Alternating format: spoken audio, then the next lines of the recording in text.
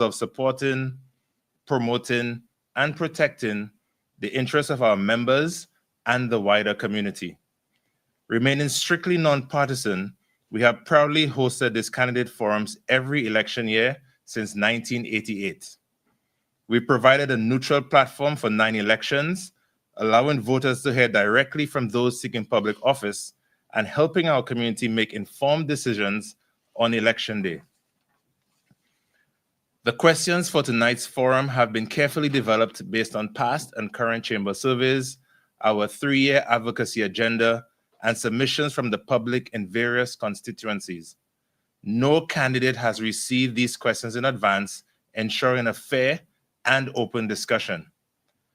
As an organization committed to supporting a strong and sustainable Cayman, the Chamber's advocacy efforts focus on 3 key pillars: building a future-ready workforce, sustaining economic success, and advancing quality of life. The newly elected Chamber Council believes that these pillars are fundamental to the continued growth and prosperity of our islands. Looking ahead, the Chamber intends to collaborate with the incoming government to develop a government accountability scorecard, ensuring accountability and transparency. Additionally, we will seek representation on key government boards and authorities, as we believe our members bring valuable expertise that can help shape effective policies and initiatives. These forums require months of coordination, and I'd like to acknowledge the tremendous efforts of Will and our Chamber staff who have worked diligently behind the scenes.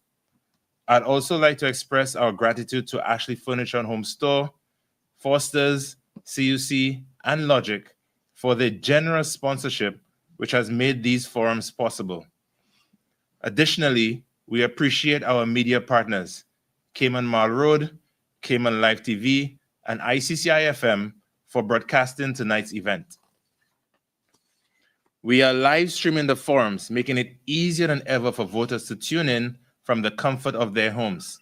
We hope this added accessibility encourages even greater participation in the democratic process. And now, it's time to begin. I'll turn the proceedings over to Will Panu, CEO of the Chamber of Commerce, who will serve as tonight's moderator. Will outline the forum's rules and introduce our candidates from West Bay South. Well, good evening, candidates. Thank you for participating in this forum. Tonight's forum is intended to give each of you an opportunity to present your positions on key issues. The rules are pretty simple. Each of you will be asked 12 questions. You'll have up to 2 minutes to respond to the question if you choose to do so. A bell will sound at the 2-minute mark, and I'd ask you at that particular time to wind up your response. Candidates who are asked to speak will not be interrupted by another candidate. You may disagree with another candidate's position or views during your response time, and all comments must be made hopefully with respect and within the allotted time. And at the end of the forum, each candidate will have 2.5 minutes for deliver a closing statement. I'd like to introduce tonight's candidates from West Bay South. We begin with Sterling Dwayne Ebanks. He's running as an independent candidate. He brings a wealth of experience in national dialogue, public service, and private sector leadership. Best known as the longtime host of Talk Today, Sterling spent nearly 2 decades facilitating open, thoughtful conversations with Caymanians from all walks of life, building a reputation for integrity, reason, and respect. His professional career includes key roles in both government and finance. He has served as a senior internal auditor in the Cayman Islands government, a senior assistant secretary in the Ministry of Tourism, compliance officer at Bank of Butterfield, and commercial loan officer at Cayman National Bank. These roles reflect his deep understanding of Cayman's economic policy, and community challenges. Sterling holds a degree in economics from the University of Tampa, where he was inducted into Omicron Delta Epsilon, the International Economics Honor Society, and received the Ethics and Business Award for his principled leadership. He has also contributed to charitable causes, including the Cayman Heart Fund, underscoring his belief in service and community well-being. His candidacy is driven by a desire to secure a better future for Caymanians through credible, competent, and collaborative leadership. He supports the establishment of district councils, transparent government governance, and electoral reform to reflect national interests better. Sterling's vision focuses on unity, opportunity, and accountability. He believes in coalition building and independent thought, aiming to restore trust and promote a balanced, inclusive future for all. Welcome, Mr. Sterling. I said Mr. Sterling like that. Next is Mr. Andre Ebanks. He's running for the Caymanian Community Party for West Bay South. He is the leader of the TCC Party and was elected Member of Parliament West Bay South in 2021. Since entering politics, he has been driven by one primary goal: to strengthen the Caymanian community and ensure that Caymanians have a genuine opportunity to thrive. He was appointed Deputy Premier, Minister of Financial Services and Commerce, and Minister for Investment, Innovation, and Social Development. In these roles, he worked to support Cayman's economic growth while improving the lives of the most vulnerable. Andre brings a well-rounded background from both public service and private industry. He previously served as the Cayman Islands representative to the United Kingdom and Europe, where he championed the Cayman Islands' interests abroad. He also held senior roles in the Ministry of Financial Services and the Ministry of Community Affairs, leading departments focused on family services and social support. A qualified attorney, Andre earned a master's in legal practice from Manchester Metropolitan University and was called to the bar in 2006. He practiced law for over a decade at Appleby and Walkers, specializing in investment funds. As the leader of the TCCP, Andre is focused on addressing the high cost of living, improving housing affordability, reforming immigration, and enhancing education. Andre believes in a government built on integrity, transparency, and accountability, one that prioritizes the interests of Caymanians. Welcome, Mr. Andre. Thank you, Will. At this time, we're going to take a short commercial break, and when we return, we'll begin the questioning of each of our candidates this evening. Please stay tuned. When you run your own business, you have a career as an accountant, stock taker, delivery driver, therapist, legal expert, mother, father, and the rest. But there's one area you don't need to be an expert in. At Brava, we take the complexity out of your business solutions. We keep it simple, so you can get along with doing what you do. Brava, the Simplify My Business company.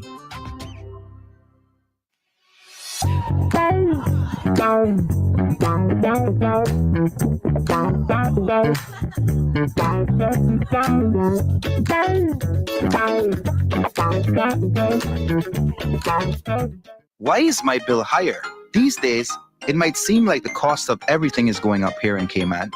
When it comes to your energy bill, this may be no exception. You may be wondering why your bill is higher when you haven't done anything different in your home. Here are some common factors that will increase your energy usage. As temperatures outside increase, your air conditioning unit has to run longer to keep your house cool, even if you haven't adjusted the thermostat. During the summer months, cooling your home can make up more than half of your energy bill. It's important to maintain your AC so that it can function as efficiently as possible. Changing your AC filters can also help with ensuring units are functioning properly. Remember, for every degree you turn up your thermostat, you can save on your monthly energy cost. Turn off your AC when no one is home. Thermostat should not be set any lower than 78 degrees. Also consider closing blinds and drapes on the sunny side of your home. This will help reduce the temperature inside your home. Remember to consider energy waste. Think about the items in your home that are using energy, like gaming computers and ceiling fans. Always unplug and turn these items off when they are not in use or needed. This will help you conserve. Now that you have some energy saving tips, you can track your consumption daily on MyCUC. Learn more at www.cuc-cayman.com.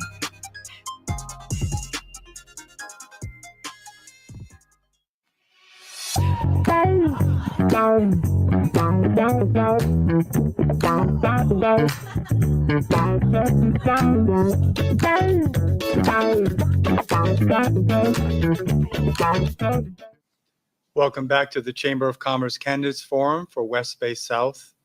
We've introduced the candidates for this evening. Now I'd like to introduce our two panelists, include Mr. Mike Gibbs, who is the past president of the chamber, and Mr. Amari Corbin, the president of the chamber. I'll turn it over to Amari for the first question. Thanks, Will. Sterling, we'll start with you for question number 1. Why have you decided to run in this election, and how do you plan to represent the people of West Bay South if elected? This election, like many, but perhaps more than the past, is pivotal, really a critical eve in our country's development, physically, economically, socially. And now some of the changes that are necessary in our constitution need to be championed by political leadership with a political will, not looking to pander, placate, or pacify voter or special interests. It's imperative that we are willing to bridge that proverbial divide that seemingly is existing within many of the polarized communities, perhaps as a consequence of the introduction of party systems, perhaps further made worse by the adoption of the one man, one vote. West Bay South is a great example of a community that could be, when unified, so powerful. The demographic of West Bay South, the statistical profile of their sort of socioeconomic bracket indicates that that community, through its employment primarily in the financial services sector, through its contributions to charitable organizations, and the proliferation of education, can serve as an example to uplift and personify what Cayman was when it was unified. We need leadership that is not looking at a long-term political career, a leadership that is accessible, leadership that recognizes the importance of international representation as local participation. For me, it is not about individuals, it's about empowerment. It's not about looking at what has been done, but about what we can do when we come together as a people. Walking about West Bay South in particular, we see how communities are affected by the same thing: crime, cost of living, the consequences of either being unemployed, underemployed, the challenges that our youth face relative to opportunities for education and employment, entrepreneurship. We see the growing and increasing concerns relative to litter, to the seamless proliferation of the community's lack of dedication to a country simply because we have become individualized. That polarized community isn't just symbolized by the bridge, literally the bridge that is there between South, right? We can walk, we can talk, but it's time for us now to unite. And I think this is the opportunity for someone. I'll be almost 60 next election. Think about that. The time now is for our youth to be empowered, for us as the older heads to set an example and to be prepared to pass the mantle. Thank you, Sterling. Andre? Thank you, Amari. Thank you to the Chamber for organizing this forum. And good evening, West Bay South, Cayman, and Caymanians overseas. It has been the honor of my professional life to be the MP for West Bay South. This is the first of 2 forums for the Chamber that they've organized. Next week will be the leaders' debate.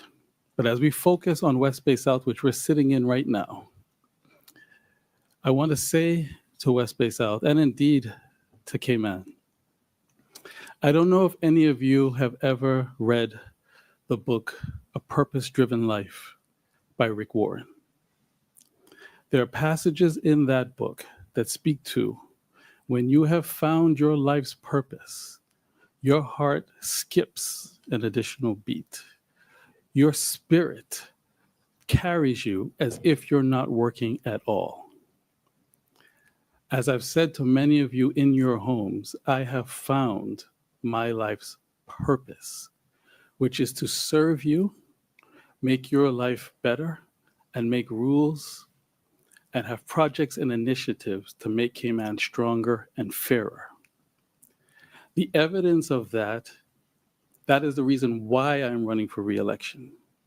And the evidence of that is contained in the body of work that has already occurred. At an international level, well documented. At a country level, well documented, with over 50 pieces of legislation in one term where I had 2 ministries. At a district level, where there have been cleanups, direct support, back to school programs, a plethora of road improvements, drainage, debris cleanups, constituent meetings, and regular constituency meetings. I therefore commit to you that if you want to see that body of work continue and have me work in my life's purpose to continue to serve you, re-elect Andre Ebanks on the 30th of April. Thank you, Andre. Good evening, candidates. This second question will be addressed to Andre first, as moving into the area of national issues. And the question is, what are the top 3 national issues you would prioritize if elected, and why? Thank you, Mike, for the question. What the public will soon see from the Caymanian Community Party Manifesto is that there will be 8 priorities. There are 8 ministers, and all need to be working at pace.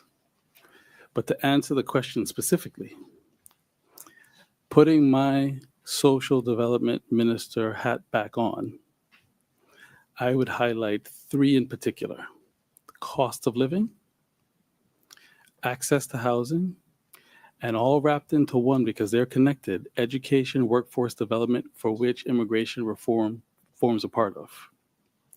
But I would also like the public to zoom out for a moment. I picked those 3 because they're really to be solved as a means to an end. The means to that end is to narrow the social economic divide that is existing among our community. We need to have a country that gets back to a community where all Caymanians are participating in and or benefiting from the success of the country. We therefore need to create, with that vision, a modern and inclusive Cayman.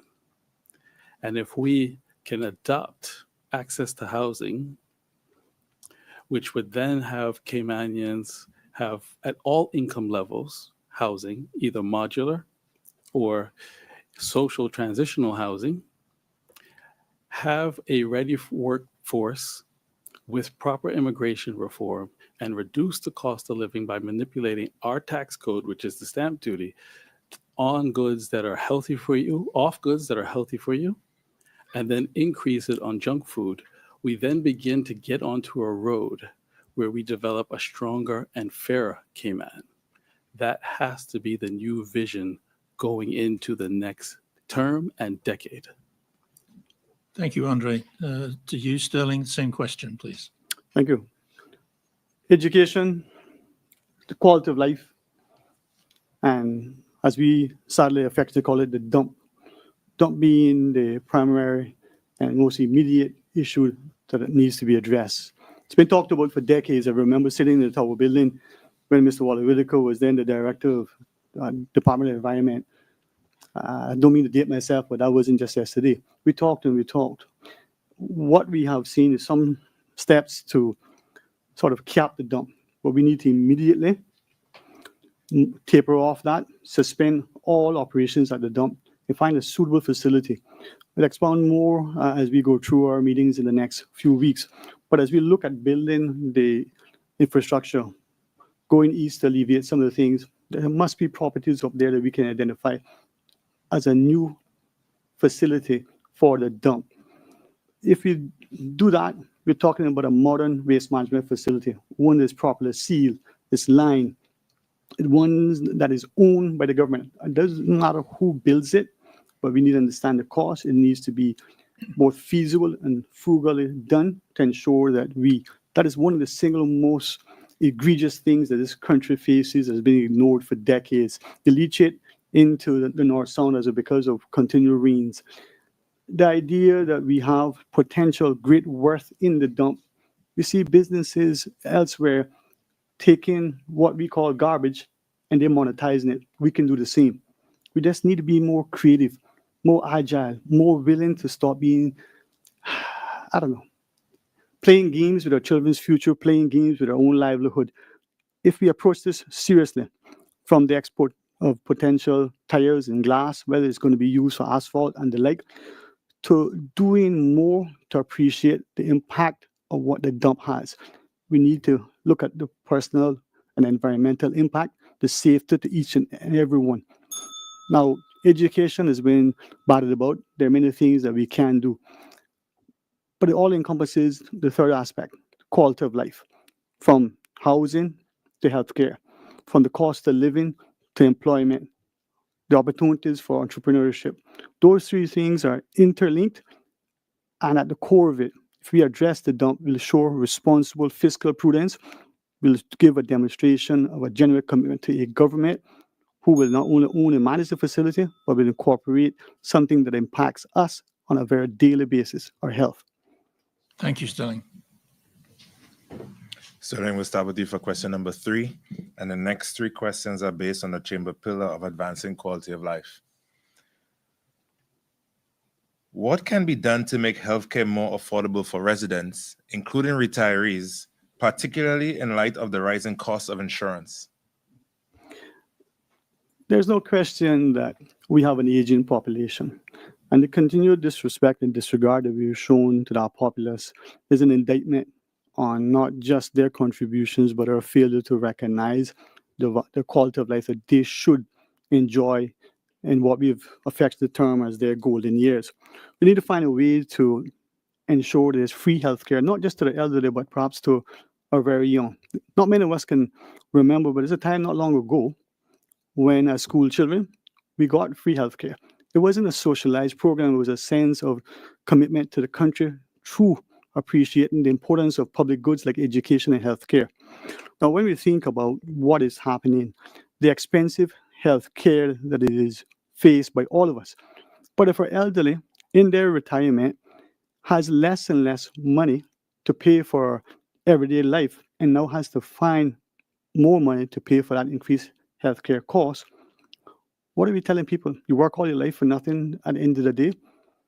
It isn't, sadly, the approach of many to look at health insurance to be something that you only afford if you have the money.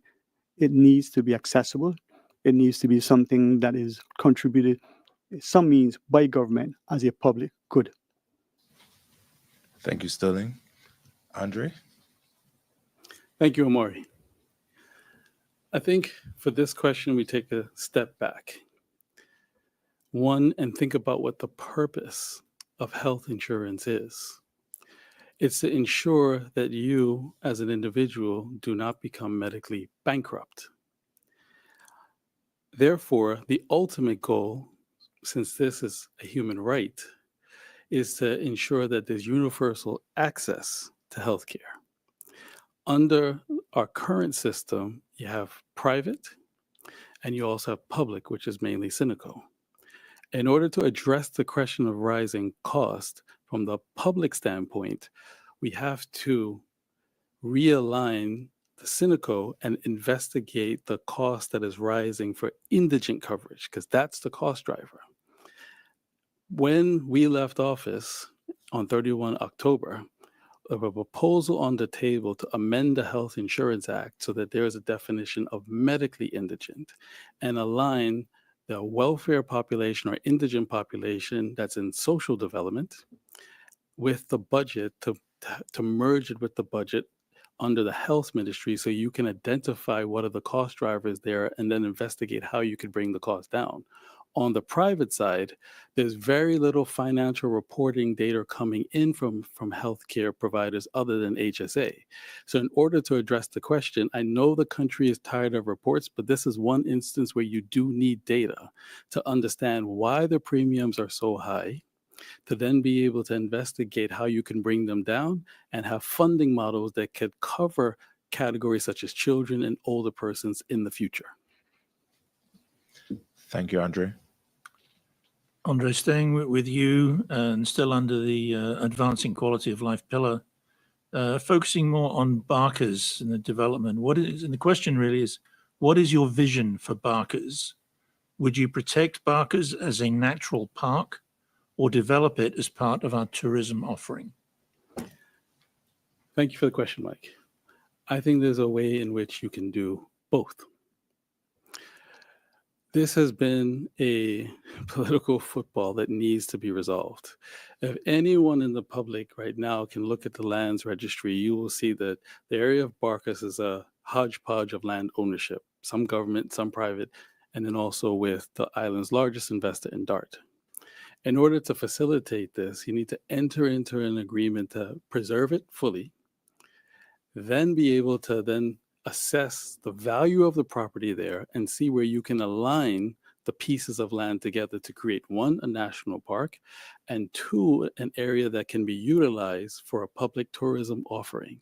What's occurring now is that part of that, most of that tourism offering is happening on 7 Mile Beach, which is not working at all. We need to be able to expand our tourism product and then also have a national park, because the ecological value of Barkas is something that Cayman should be deeply proud of and protect, and we can no longer afford for this to be an issue that continues on into the next administration. You need innovative, creative solutions, negotiations with property owners to be able to align the vision and get the job done. Thank you. Sterling, same question, please. Barkas is not only enjoyed by West Bayers, but by people from every district, from those who have generational interest to the first-time visitor. Barkas, as part of what we propose, national parks legislation to ensure that its management, use, and entry is not just protected for generations. It's not only been a place where many families would go quietly, it's now become a place that is almost public accessible with the enhanced, quote unquote, roads that are there. But its use and abuse is almost tacitly encouraged by some because it's out of sight and out of mind. Our national parks legislation would ensure that Barkas is enjoyed in its entirety as much as possible, retained in its present state. Whatever development the private landowners may have, we are convinced with proper negotiation and discussion, we can incentivize them to utilize the land in not just an environmentally nor ecologically sensible way, but give them a return. Not everything should be about more. In architecture, we talk about less is more. Here's an opportunity to demonstrate that. The country has talked about its tourism product for too long, appreciating that maybe we should look at quantity or quality. Which one is it that we want? Go back to yesteryear when my father wanted the first in what they affectionately call tourism, taking people in about those smaller numbers of people going out in the North Sun, enjoying it. My dad could make more on a trip in the 70s per trip than what many are making today, almost 50 years later. That's not advancing. That's destroying a product that is uniquely Caymanian, something that's attracted many, but for whom those of us who are here can enjoy. It's a sensible approach from reasoned individuals who are coming to the table not to extract, extort, or somehow create this antagonistic approach. We have approach to the national parks legislation that we will propose, and Barkas will be enjoyed in perpetuity. Thank you. Thank you, candidates. We've gone through the first 4 questions. We're going to take a short commercial break. Please stay tuned. EV public charging can be a bit tricky to navigate if you're new to the game. But fear not. Here's a little 101 on all things public charging at your CUC charge station. The first tip is to get the mobile app up and ready on your phone before you charge your EV at the charging location. You can scan the QR code to load the app from sitting in your car. Download the mobile app, register a charge account, load money into your charge wallet. You must have a minimum of US $5 balance in your charge wallet to begin a charging session. Scan the QR code again to start a charging session using this charger. You can also enter the station ID number into the app.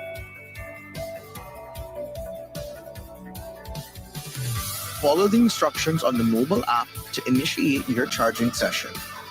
Now you're ready to charge your EV.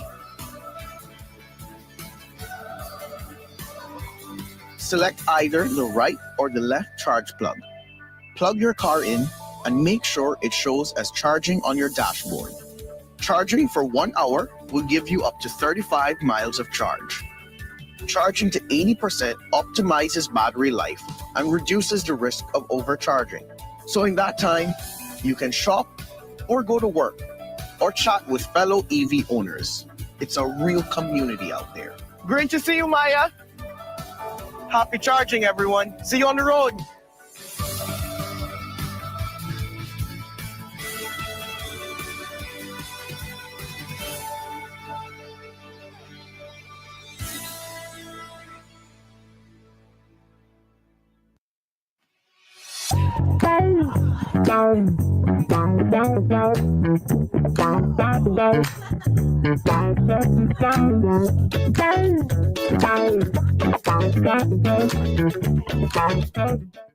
When you run your own business, you have a career as an accountant, stock taker, delivery driver, therapist, legal expert, mother, father, and the rest. But there's one area you don't need to be an expert in. At Brava, we take the complexity out of your business solutions. We keep it simple, so you can get along with doing what you do. Brava, the Simplify My Business company.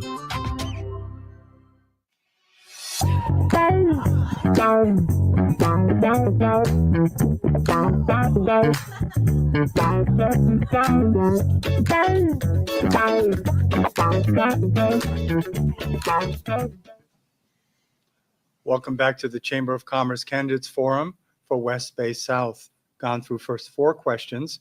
We're staying on the Chamber pillar, advancing quality of life. The next topic will be affordable housing. Turn it over to Amari. Thank you, Will. Sterling, we'll start with you for question number 5. Would you support multi-story affordable housing in West Bay South? If yes, how would you ensure fair and needs-based access for Caymanians? And if not, what would your recommended solution be? There's always a dream of everybody to own his or her own home. Recognizing that we have limited land mass, I always say to friends that we seem to approach the development of Cayman on Japanese-sized land with Texas-style ideals. We need to look closely at increasing the densities where appropriate, but I do not think having large multi-story buildings akin to projects is what Caymanians want. We like our yard space and our outdoor areas. We need to create communities where the densities are there, but allowing the privacy.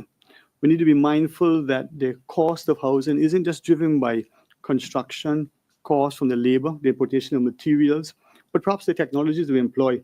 We need to also understand that sometimes the government bureaucracy can either impede and inhibit development and the construction of your home, and those costs can translate. But what about the cost of financing? The cost of capital for businesses is something that is fundamental to our business getting established, but being successful. So too is it for the homeowner.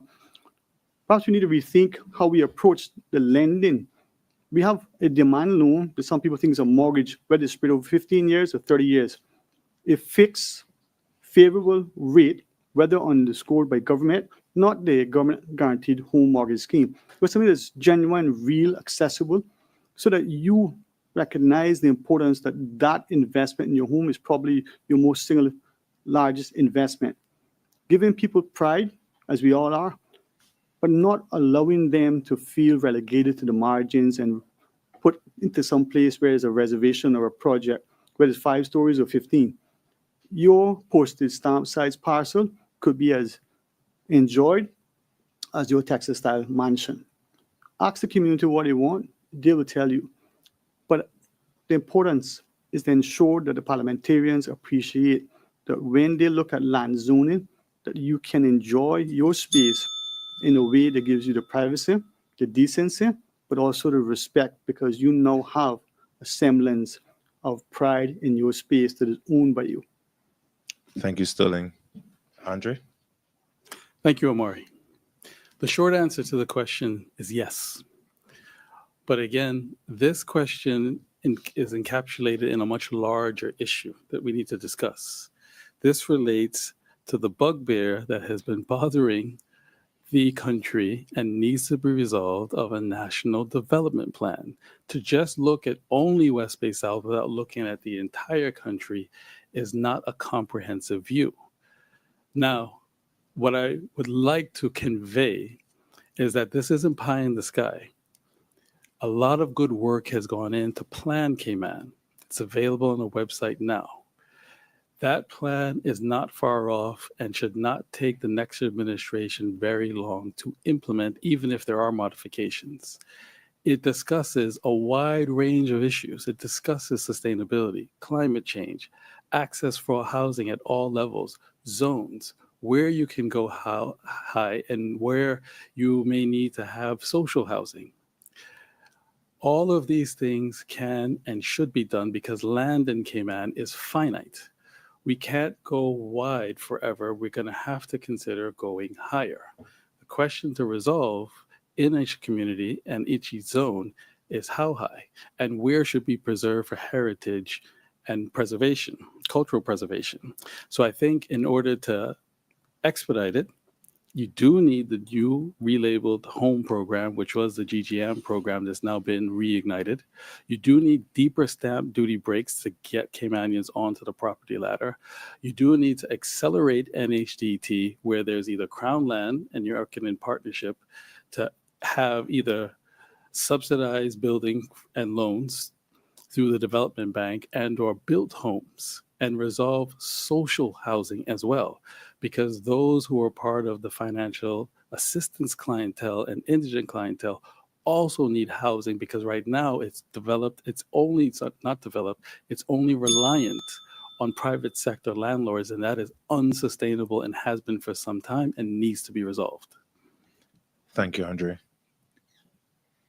Andre, staying with you for the next question, which is shifting gears a little bit into the next chamber pillar of building a future-ready workforce. And the question is talking about immigration policy. How would you balance immigration reform with the labor needs of businesses that cannot find qualified Caymanians? Thank you, Mike, for the question. This is where I think there is great need for the country to pay attention to the Chamber's advocacy for a national human capital development plan. I believe that every well-intended person can say that the immigration system right now isn't working for anyone. From the Caymanian standpoint, there's no way in which you can challenge a work permit that ought not to have been issued if you have evidence. And from the employer standpoint, the system takes quite long. And because a lot of our businesses have gone global, there's now a lot of outsourcing.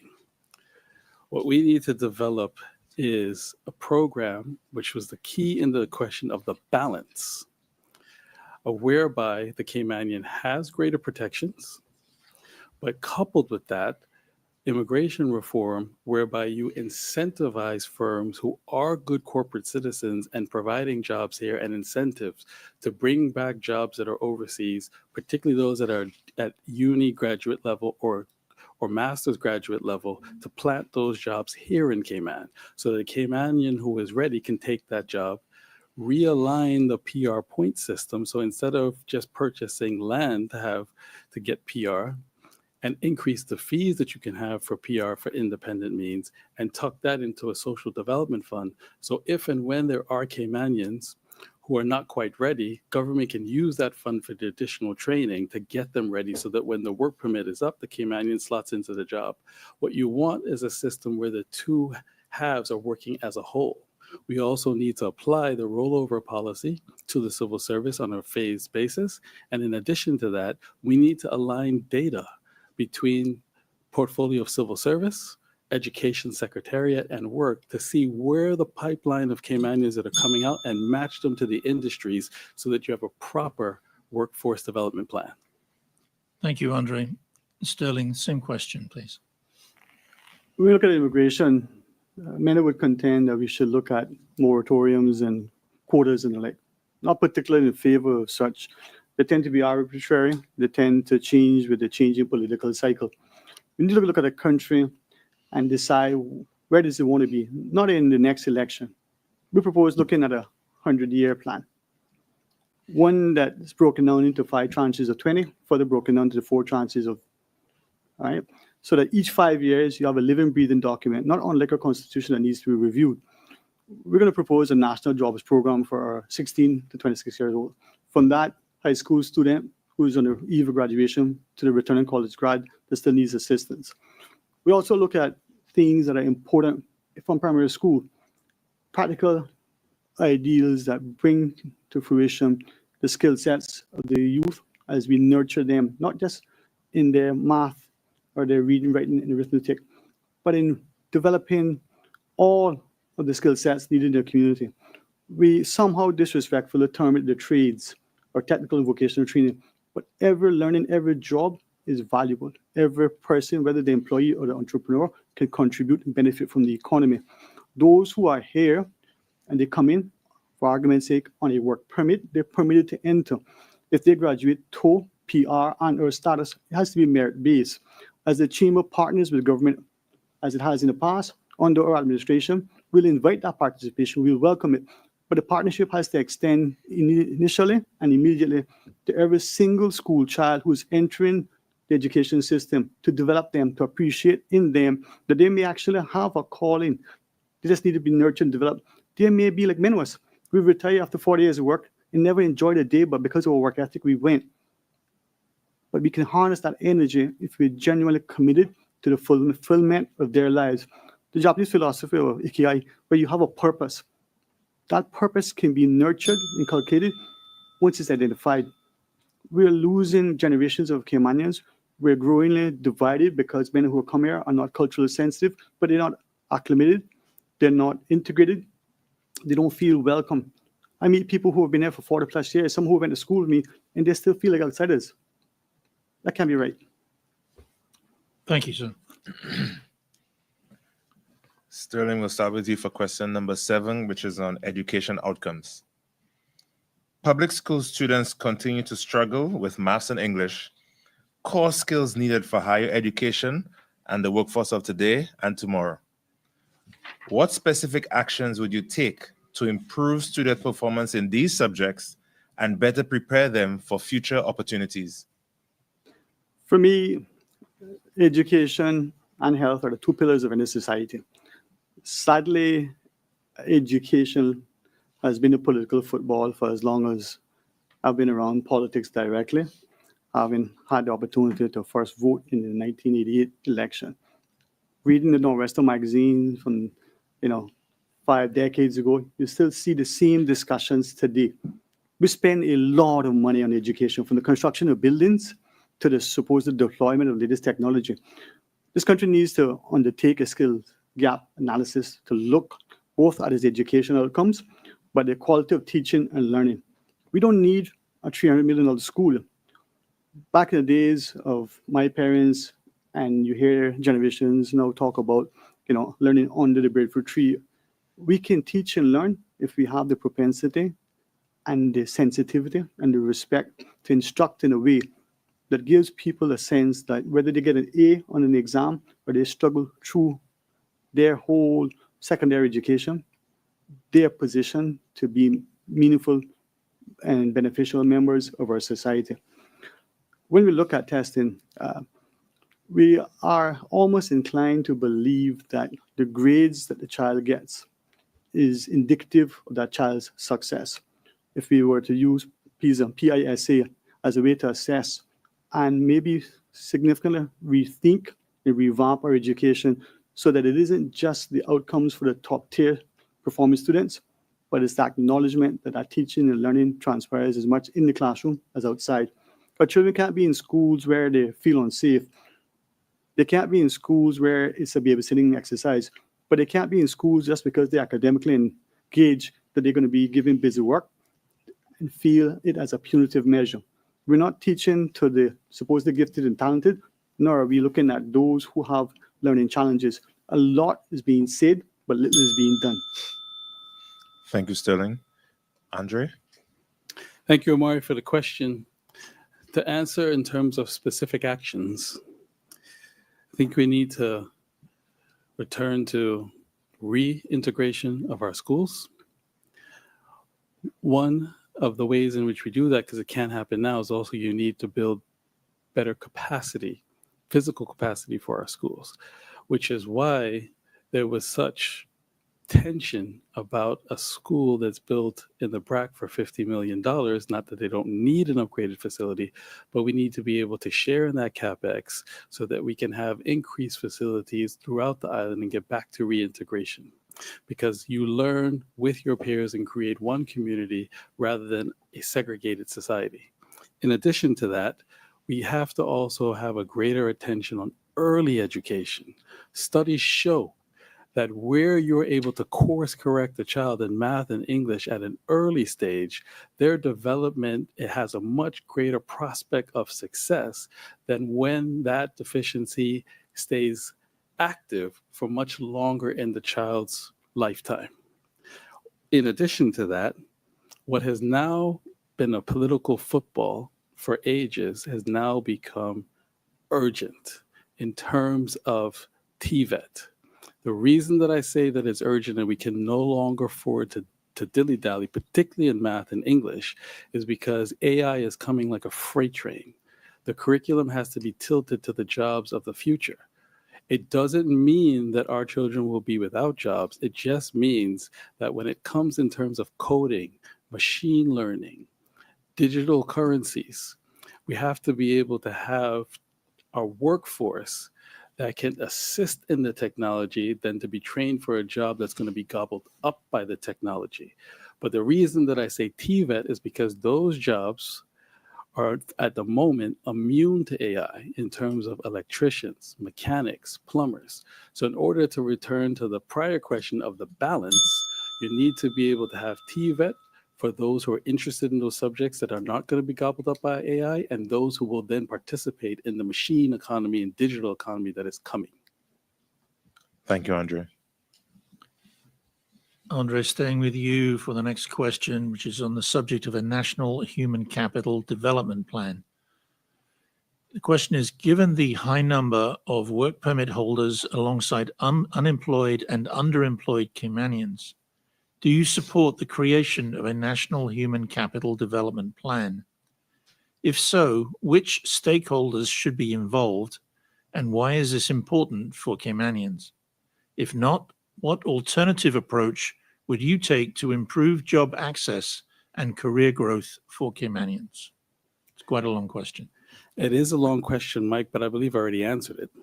So I want to apply my answer and summarize it to this question, which is, again, to recap from the prior question, applaud the Chamber for its advocacy in this area of a human capital development plan, have the balance in the immigration that I outlined in my prior answer.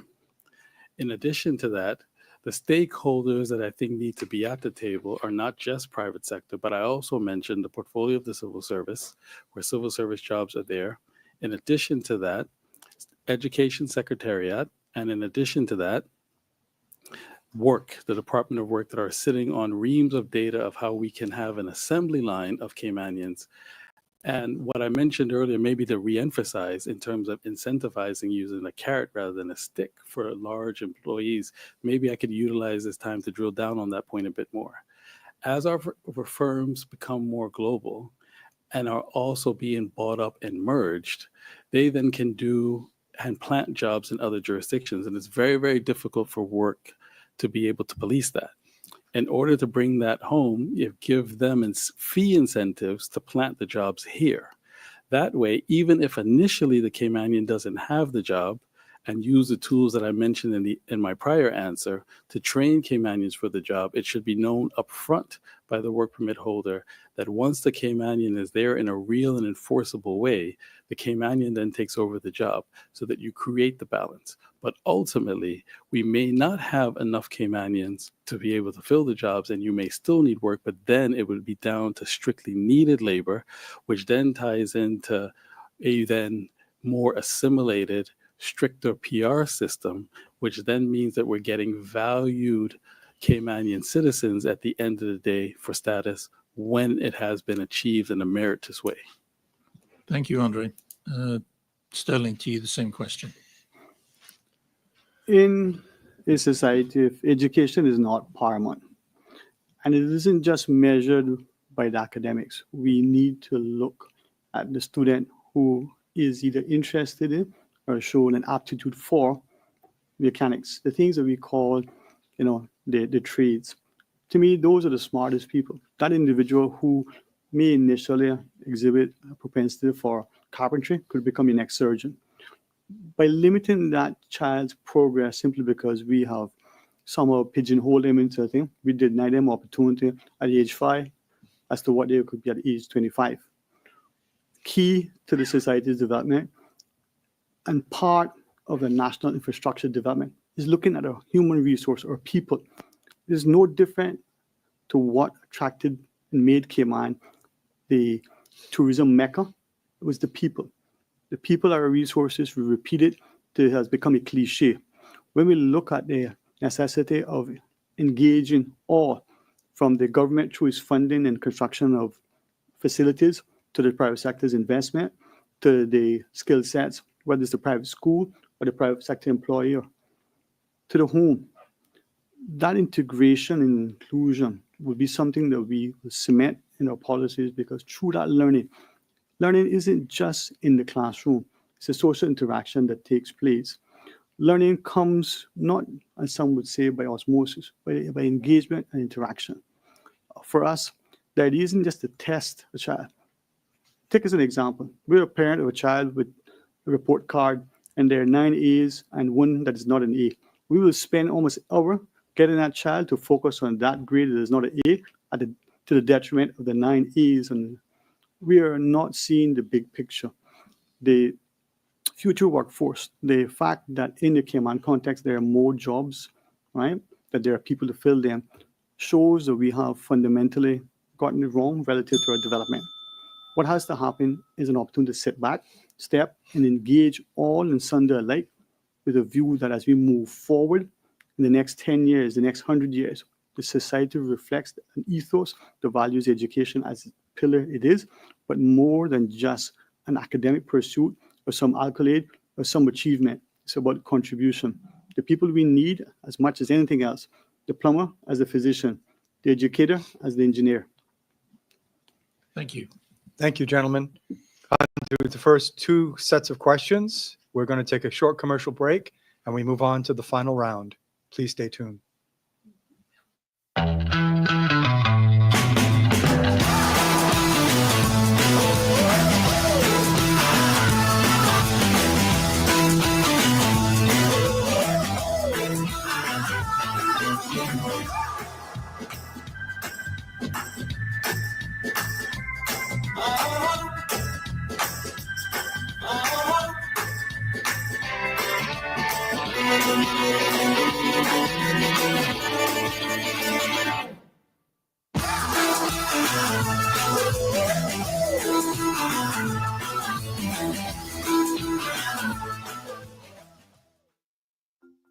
At CUC, we care about helping our customers.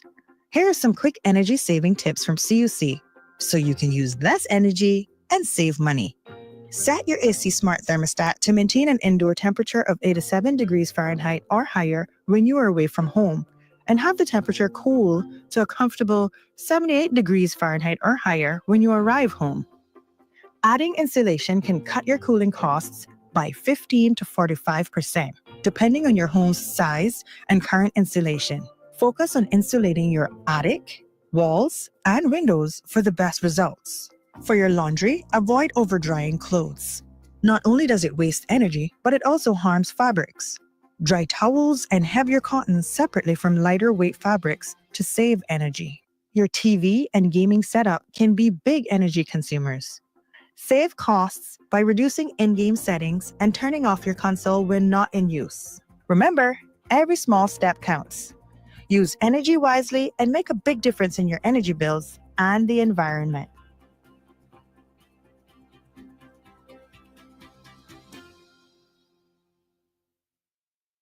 When you run your own business, you have a career as an accountant, stock taker, delivery driver, therapist, legal expert, mother, father, and the rest. But there's one area you don't need to be an expert in. At Brava, we take the complexity out of your business solutions. We keep it simple, so you can get along with doing what you do. Brava, the Simplify My Business company. Welcome back to the Chamber of Commerce Candidates Forum for West Bay South. Gone through the first 8 questions. Now we move on to the Chamber Pillar Sustaining Economic Success, and the first questions about the Cayman Turtle Center's funding. Over to you. Thanks, Will. Sterling, we'll start with you for question number 9. With cruise revenues down, would you support increasing government funding for the Cayman Turtle Center, exploring alternative funding sources, or seeking cost-cutting measures? Kindly explain your position. Too many times, entities like the turtle farm, as we call it, some of us who harken back to the days when it's referred to as mariculture, when it seemed to have been more profitable, even research-based at that point. Like too many projects in the past, there have been significant cost overruns, political interference, or at least perceptions or allegations of such. With the Turtle Center, there is an opportunity to grow it as a tourism product. But like many other entities, statutory or otherwise, they need to find a way to be more self-sustaining. There cannot be a burden on government coffers at the expense of investments in infrastructure, education, healthcare, and the like. If we were to be serious and sincere about our approach to certain facilities, we may ask the tough questions. It isn't to disparage the individuals, nor punish, penalize, or otherwise let them feel that they're disrespected or unappreciated. It's about recognizing that if it was your money, what would you do? The money that is expended by government is, in fact, our children's money. We have, without question, an incumbent obligation to ensure that we get value for money in every penny that government spends. The tourism attraction of the Turtle Farm is no different than its appeal to the local populace, but its access and engagement sometimes hindered, limited, or otherwise specifically directed to one segment without it being inclusive. More of its funding could come from the local population if we understood the merits of it. Perhaps its research capacity could be extended. Perhaps its offerings could be aligned to not somehow compete with itself. You have one entertainment facility with an environmental part.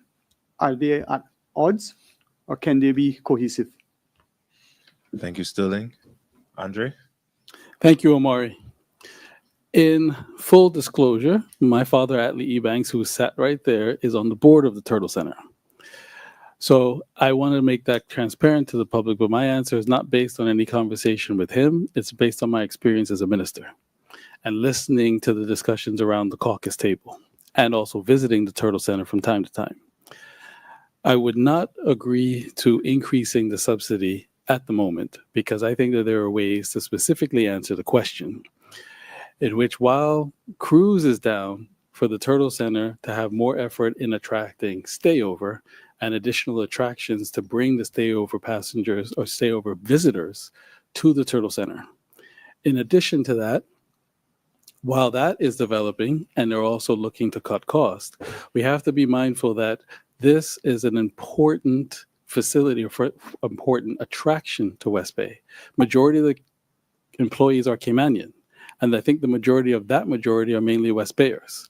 So while that body of work is happening to attract more stayover, the other proposal that was in caucus was whether or not to have, and at least explore, a cruise facility off of the Turtle Center, so that you could then be able to then bolster a cruise out of what we believe would be a less environmentally impactful area.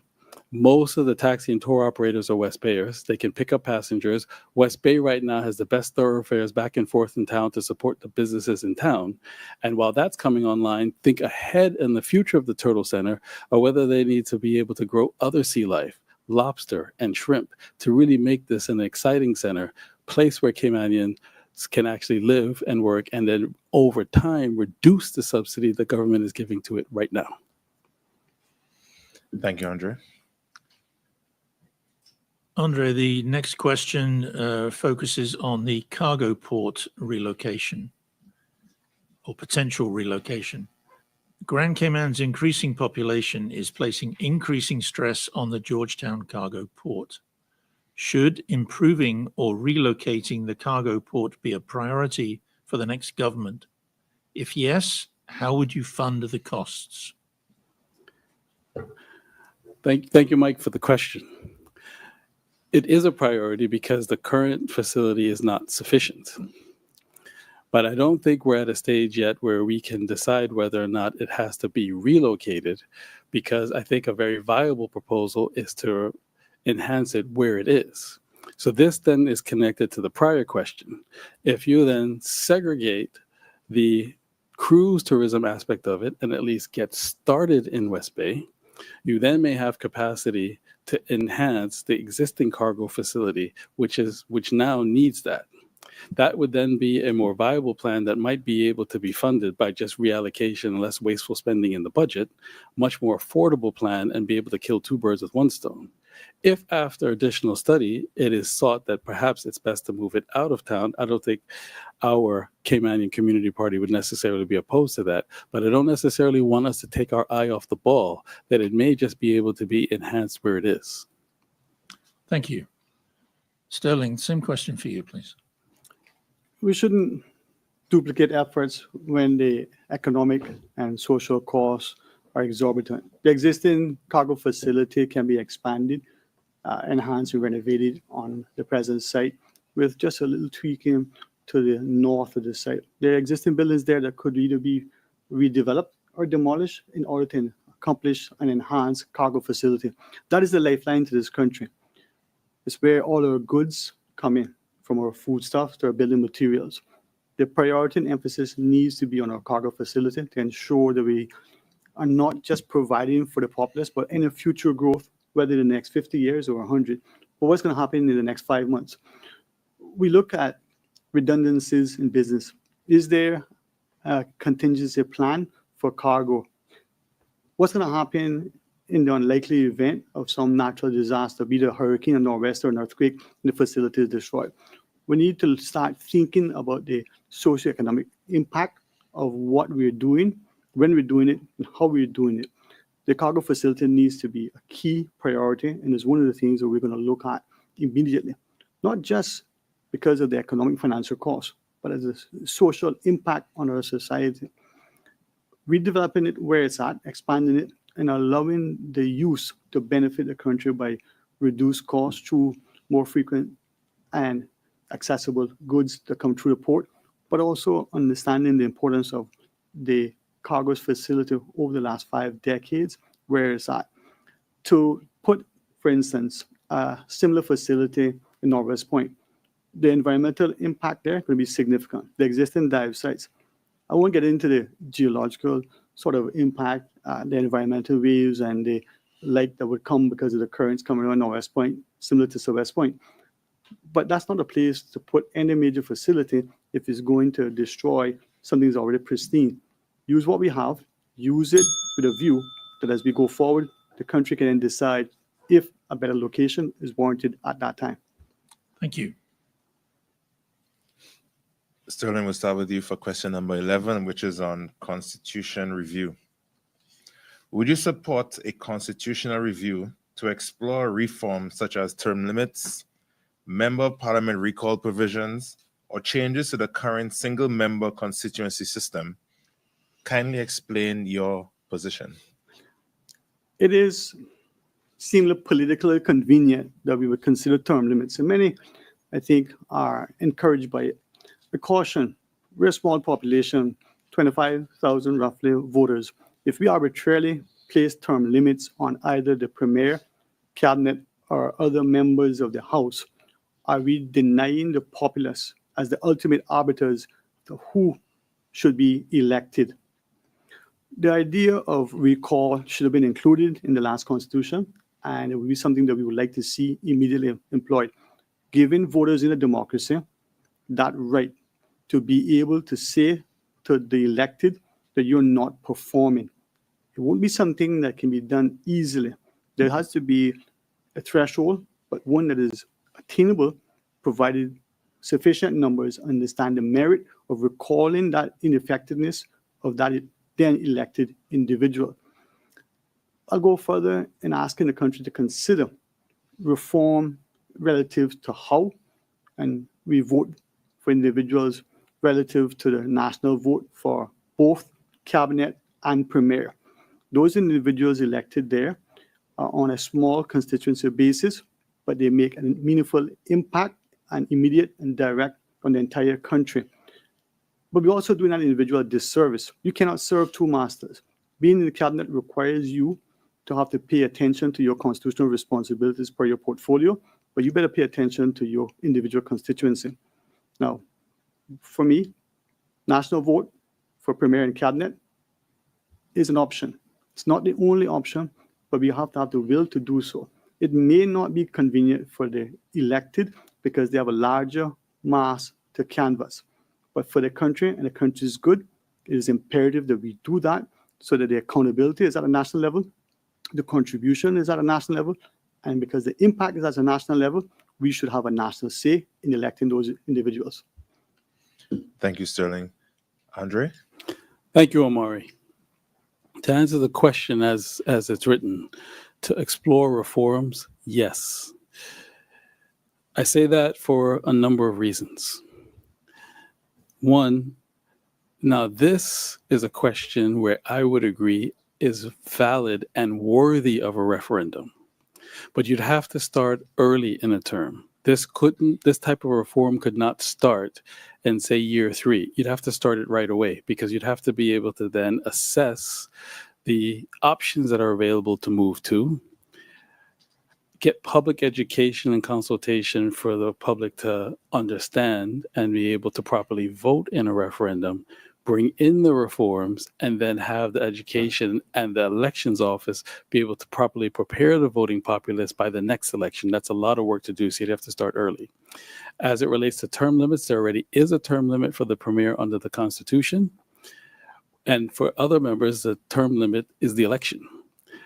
Now, the bugbear in the system that I think is on lots of voters' mind as I canvass is whether or not the single member constituency is fit for purpose. And based on whether or not, since we are now a sophisticated jurisdiction with $1 billion budget, massive ministry subjects and portfolios, whether or not there needs to be a bicameral system where the country gets a say in who's actually running and operating these ministries. In my case, I had 2. Should I just be elected by only the members of West Bay South? But you'd have to find a system where there's still a degree of accountability and that the relevant member can be held to account after each election. But in short, yes, this is a valid issue that needs to be explored early in the next administration because I don't think there's many voters that are quite happy with the existing system. We should explore it. Thank you, Andre. Andre, for the last question, you actually just touched on one of the points here is on the subject of government spending. And it's with a population of under 90,000, Cayman now generates over $1 billion in revenue annually, yet nearly all of it is spent. If elected, what specific changes would you make to government spending to reduce waste and improve efficiency? Thank you for the question. Yes, there's a number of specific actions that can be taken.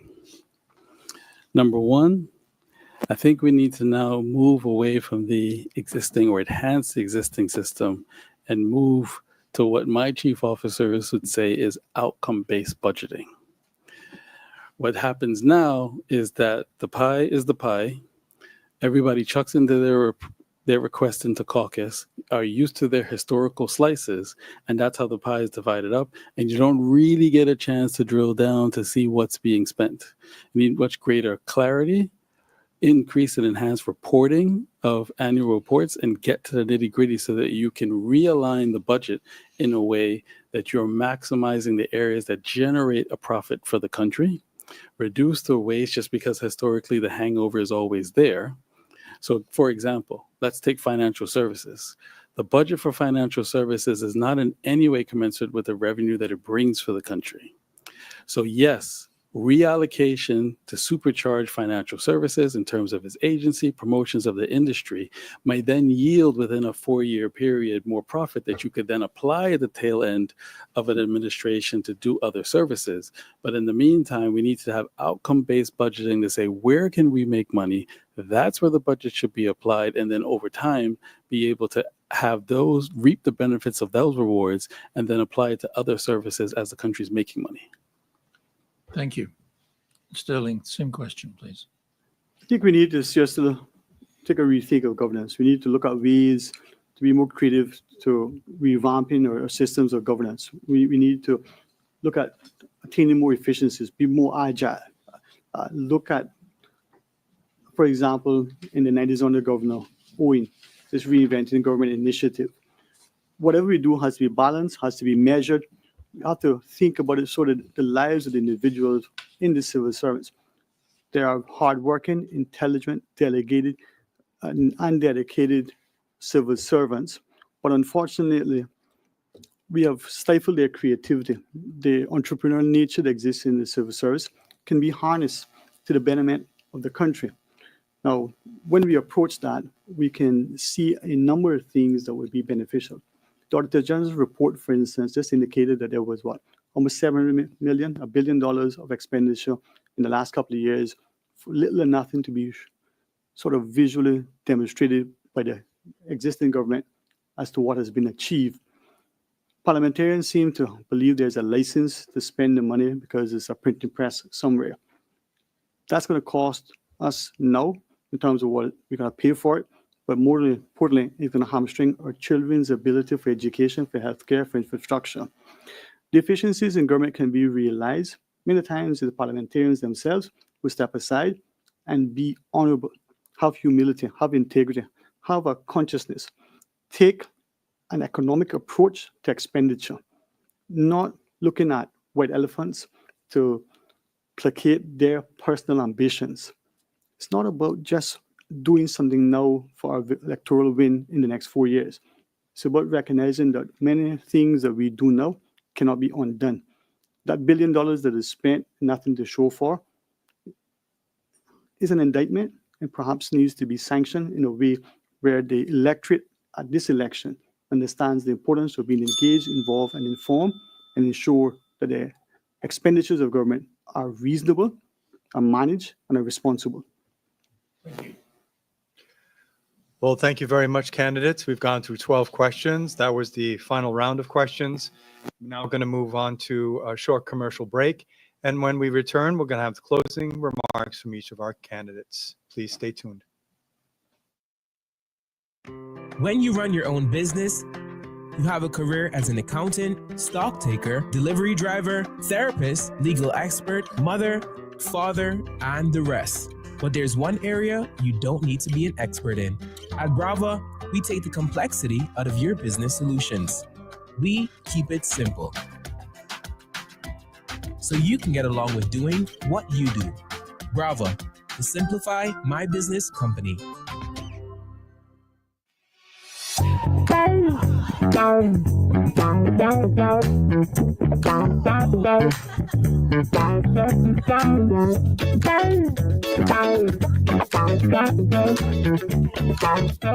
Why is my bill higher? These days, it might seem like the cost of everything is going up here in Cayman. When it comes to your energy bill, this may be no exception. You may be wondering why your bill is higher when you haven't done anything different in your home. Here are some common factors that will increase your energy usage. As temperatures outside increase, your air conditioning unit has to run longer to keep your house cool, even if you haven't adjusted the thermostat. During the summer months, cooling your home can make up more than half of your energy bill. It's important to maintain your AC so that it can function as efficiently as possible. Changing your AC filters can also help with ensuring units are functioning properly. Remember, for every degree you turn up your thermostat, you can save on your monthly energy cost.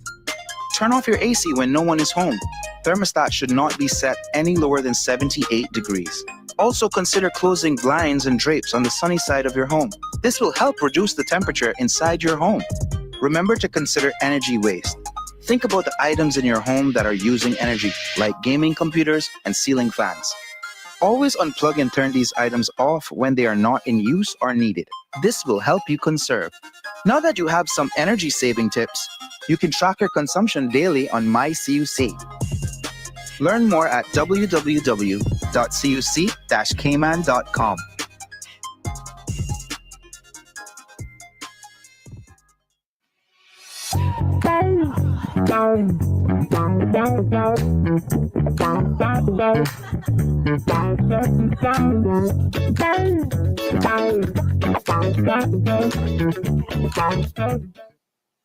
Welcome back to the Chamber of Commerce Candidates Forums. We've gone through the 12 questions for this evening. It's now time for each of our candidates to deliver their closing remarks. We're going to begin with Mr. Sterling Dwayne Ebanks. Honored to sit in this seat, the prospect of being the next MP for West Bay South. It is the intent to not just immediately introduce district councils, to champion the notion of a national vote for premier and cabinet, but it's about paying justice to inclusion, to inviting every single voter and resident to participate in a democracy by becoming engaged, involved, and informed. There are a couple of capital works projects that we want to set about. The construction of a purpose-built Sunrise Adult Training Center, the expansion of the Golden Age Home, and the expansion of the district health centers, not just in West Bay, but across the country. Education and health are pillars of our community. They ensure that our people are healthy and they're educated, and they can take advantage of all of the employment and entrepreneurial opportunities. They are public goods. They need to be funded by government. They need to be accessible to all of our citizens, and they need to be beneficial to their quality of life. We launched our manifesto to the media on Monday. We're inviting the public to come Saturday evening on the empty lot across from Foster's Republics in West Bay for our manifesto launch. We are a small group, one individual candidate with the ability to look across all political divides, with a sense of an invitation to all of the other 18 who will be elected to join us in putting forward a true and genuine commitment to country by ensuring that we have fiscal prudence, we have social responsibility, that reports to the Commission are not just shelves. There are three things that our campaign would embody. We call them, our pillars. There's a Christ Project, there's this thing we call EAGLE and ESTRI. The Economic and Social Development Research Institute is going to be our think tank to help us to formulate policy. It looks at, for instance, establishing a sovereign wealth fund. Under the EAGLE project, education, agriculture, leadership, and entrepreneurship will be our pillars. And the Christ Project speaks to our ethos, but it talks about the community helping to restore itself through spiritual togetherness. I was honored to be part of the Indian community's Diwali celebration and to see a nation of 1 billion plus represented in the Cayman across all of its religious preferences and differences, united in love and unity and food and fellowship and dance and celebration. If 1 billion people can do it, surely our measly 100,000 can. We come together. The invitation is once again this coming Saturday evening, 7 p.m. on the empty lot across from Foster's for a manifesto launch. Mr. Andre Ebanks. Thank you, Will. Thank you, Chamber, for organizing this forum for West Bay South. Thank you to my opponent for participating. I think we've had a fruitful and interesting discussion in which we have addressed issues at a country level, at a district level, and at a constituency level. So many of you that I have gotten to know in West Bay South, we're proud of the body of work that has been accomplished, from roadworks and drains, revamping social development legislation that impacts all spectrums of the community, particularly older persons, children, adoptions, coming in with a plan to enhance our financial services, get off all of the international list, develop new business lines, reinsurance, family office, tech to provide jobs and opportunities for our pupils and also older persons. and then to be able to help to secure our borders by putting in place the foundation for a national ID card. So Caymanians have one document to show that they are Caymanians and help all of our authorities better police our borders. With that level of body of work and continuing to work even when in opposition, it is difficult on an ordinary day to bring bills and legislation, landmark legislation, as I have done with the full force and resources of the government behind you.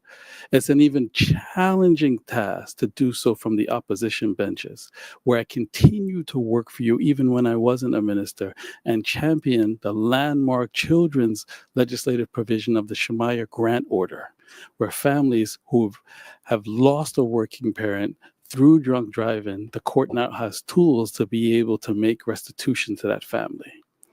If you want that sort of creativity, that sort of drive and passion to continue West Bay South with a unified team, with all ministers working at pace, backed by parliamentary secretaries and caucus, then on the 30th of April, if you have had enough of politics as usual, if you have had enough of special interests slowing down and stymieing the interests of the country as a whole, then vote for Andre Ebanks' re-election in West Bay South and the Caymanian Community Party to take this country to its heights and potential to be superb for all of us.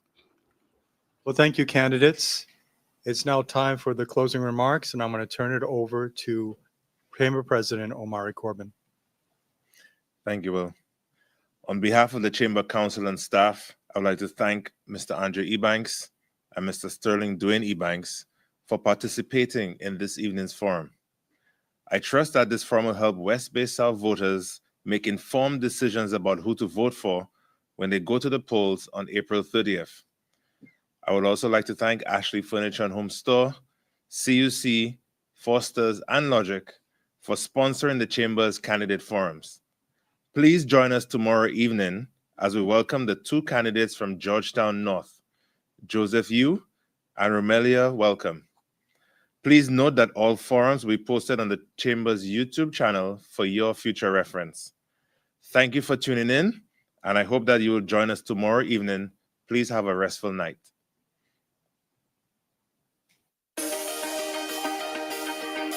EV public charging can be a bit tricky to navigate if you're new to the game. But fear not. Here's a little 101 on all things public charging at your CUC charge station. The first tip is to get the mobile app up and ready on your phone before you charge your EV at the charging location. You can scan the QR code to load the app from sitting in your car. Download the mobile app, register a charge account, load money into your charge wallet. You must have a minimum of US $5 balance in your charge wallet to begin a charging session. Scan the QR code again to start a charging session using this charger. You can also enter the station ID number into the app. Follow the instructions on the mobile app to initiate your charging session. Now you're ready to charge your EV. Select either the right or the left charge plug. Plug your car in and make sure it shows as charging on your dashboard. Charging for 1 hour will give you up to 35 miles of charge. Charging to 80% optimizes battery life and reduces the risk of overcharging. So in that time, you can shop or go to work or chat with fellow EV owners. It's a real community out there. Great to see you, Maya. Happy charging, everyone. See you on the road.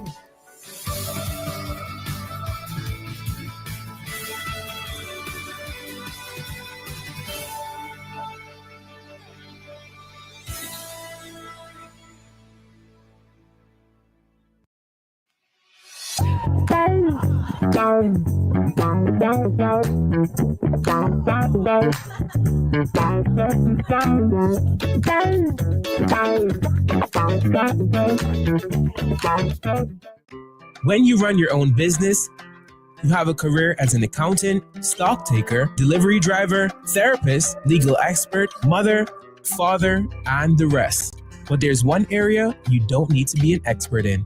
At Brava, we take the complexity out of your business solutions. We keep it simple, so you can get along with doing what you do. Brava, the Simplify My Business company.